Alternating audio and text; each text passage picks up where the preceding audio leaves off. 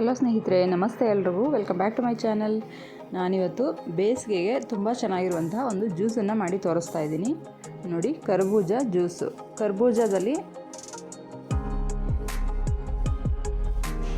ನೋಡಿ ಈ ಥರ ಇರುತ್ತೆ. ಇದು ಅರ್ಧ kg ಆಗೋಷ್ಟು ಇರುವಂಥ ಕರ್ಬೂಜನ ತೊಗೊಂಡಿದ್ದೀನಿ. ಕರ್ಬೂಜದಲ್ಲಿ ನೀರಿನ ಅಂಶ ಜಾಸ್ತಿ ಇರೋದ್ರಿಂದ ಬೇಸಿಗೆ ಟೈಮ್ನಲ್ಲಿ ಇದರ ಜ್ಯೂಸನ್ನ ಕುಡಿಯೋದ್ರಿಂದ ನಮ್ಮ ಬಾಡಿ ಕೂಡ ತುಂಬ ತಂಪಾಗಿರುತ್ತೆ. ಇದು ಬೇಸಿಗೆ ಸೀಸನಲ್ಲೇ ತುಂಬ ಜಾಸ್ತಿ ಸಿಗುವಂಥ ಹಣ್ಣು.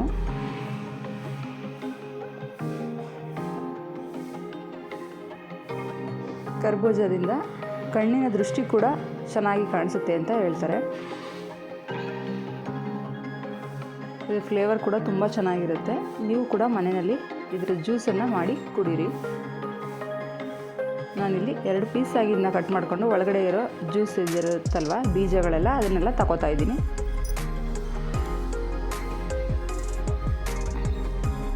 ಈ ಜ್ಯೂಸು ತುಂಬ ಸಿಂಪಲ್ಲು, ಕೇವಲ 10 ನಿಮಿಷದಲ್ಲಿ ರೆಡಿ ಆಗುತ್ತೆ. ಮಕ್ಕಳು ಬೇಕಿದ್ರೂ ಮಾಡ್ಕೋಬೋದು. ಇದಕ್ಕೆ ಹೆಚ್ಚು ಸಾಮಾನು ಕೂಡ ಬೇಡ. ಎಷ್ಟು ಈ ಥರ ಚಿಕ್ಕ ಚಿಕ್ಕದಾಗಿ ಸ್ಪೂನ್ನಲ್ಲೇ ನಾನು ಕಟ್ ಮಾಡಿ ಒಂದು ಜ್ಯೂಸರ್ಗೆ ಹಾಕೋತಾ ಇದ್ದೀನಿ. ಜ್ಯೂಸರ್ ಅಥವಾ ಮಿಕ್ಸಿ ಜಾರ್ ಯಾವುದ್ರಲ್ಲಿ ಬೇಕಿದ್ರೂ ಮಾಡ್ಕೋಬೋದು, ಬೇಗನೆ ಆಗೋಗುತ್ತೆ. ನೋಡಿ, ಇದು ಚೆನ್ನಾಗಿ ಹಣ್ಣಾಗಿರೋದ್ರಿಂದ ಈಸಿಯಾಗಿ ಸ್ಪೂನ್ನಲ್ಲೇ ಬರ್ತಾಯಿದೆ.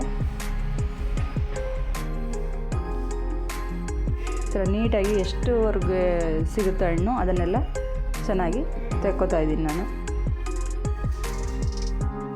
ನೋಡಿ, ಒಂದು ಪೂರ್ತಿ ಹಣ್ಣನ್ನು ಹಾಕ್ಕೊಂಡಿದ್ದೀನಿ.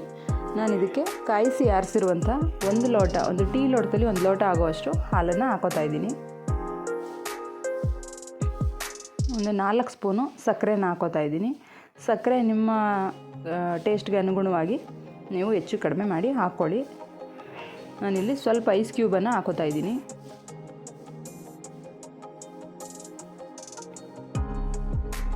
ಮತ್ತು 1 ಚಿಟಿಕೆ ಆಗುವಷ್ಟು ಉಪ್ಪನ್ನು ಹಾಕೋತಾ ಇದ್ದೀನಿ.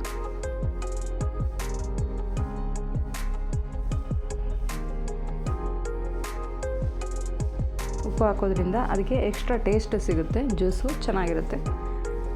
ನೋಡಿ, ಈ ಥರ ಮಿಕ್ಸಿನಲ್ಲಿ ಇದನ್ನು ರುಬ್ಕೊಂಡಿದ್ದೀನಿ. ಫಸ್ಟಿಗೆ ನಾನು ನೀರೇನೂ ಹಾಕ್ಕೊಂಡಿರಲಿಲ್ಲ. ಇದು ರುಬ್ಬಿದ್ದಾದಮೇಲೆ ನಮಗೆ ಎಷ್ಟು ಬೇಕಾಗುತ್ತೆ ಥಿಕ್ನೆಸ್ ನೋಡಿ ಅದಕ್ಕೆ ನೀರನ್ನು ಸೇರಿಸ್ಕೊಂಡಿದ್ದೀನಿ.